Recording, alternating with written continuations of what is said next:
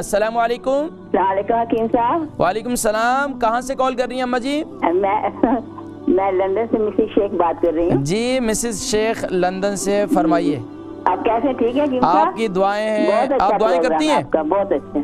अल्लाह सलामत रखे। अच्छा, मैं इसलिए आपको आज फोन किया है कि मैं ये सर्दी की वजह से ना मुझे थोड़ी जैसे क्या एस्मा जैसा अटैक हुआ है, तो मैं गई थी डॉक्टर से, मुझे एंटीबायोटिक दी, मैंने खाई सारी, लेकिन वो जब चेस्ट अभी तक चेस्ट ही है, तो अभी प्रॉब्लम मुझे जो आ रही है, वीजिंग बहुत होती है रात को सोने के लिए।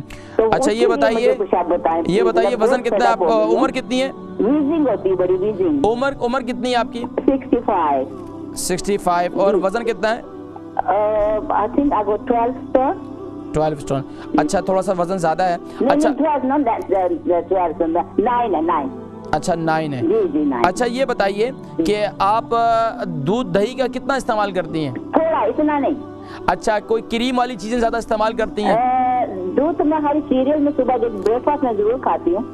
अच्छा, कोशिश ये करें कि आप तली हुई चीजें और खास तौर पर खट्टी चीजें, मैं बहुत कॉन्शियस इन चीजों में, बस तली हुई चीजें, खट्टी चीजें और दूध दही वाली चीजें ज्यादा जो है, चीज वगैरह, ये बिल्कुल इसका इस्तेमाल छोड़ दें कुछ दिनों के लिए।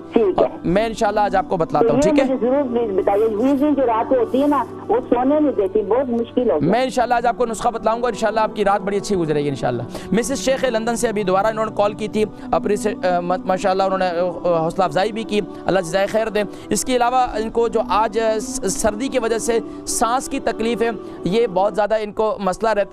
तो देखिए, मैंने जो आपको एक तो ओटाविक्स कहा है, तो ओटाविक्स भी आपने रात को जब लेना है तो उसे नीम गर्म पानी के अंदर लेना है, आपने दूध के अंदर नहीं लेना है, क्योंकि आपको ऑलरेडी रात को सांस जो है वो आपका बड़ी मुश्किल से आप सांस लेती हैं और आपको तकलीफ होती है।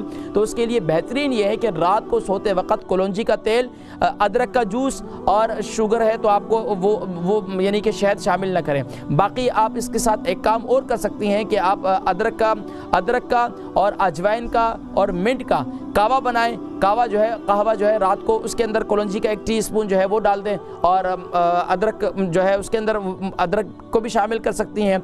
इसके अलावा जब रात को कहवा जो है खाने के 1 घंटे के बाद पी लें, और रात को सोने से पहले जो है ना अदरक का जूस और कलौंजी का तेल इसको मिलाकर पी लें, तो इंशाल्लाह इससे आपको काफ़ी फ़ायदा होगा।